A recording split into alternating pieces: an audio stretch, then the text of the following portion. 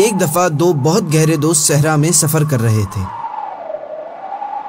راستے میں باتیں کرتے کرتے دونوں میں اچانک بحث ہو گئی اور بات اتنی بڑھی کہ ایک دوست نے دوسرے دوست کے منہ پہ تھپڑ دے مارا۔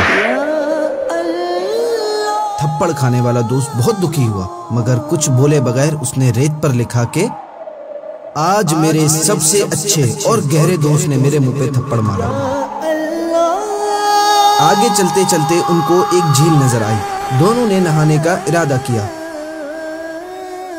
اچانک جس دوست کو تھپڑ پڑا تھا وہ جھیل کے بیچ دلدلی حصے میں پھنس گیا، مگر جس دوست نے تھپڑ مارا تھا اس نے اسے بچا لیا۔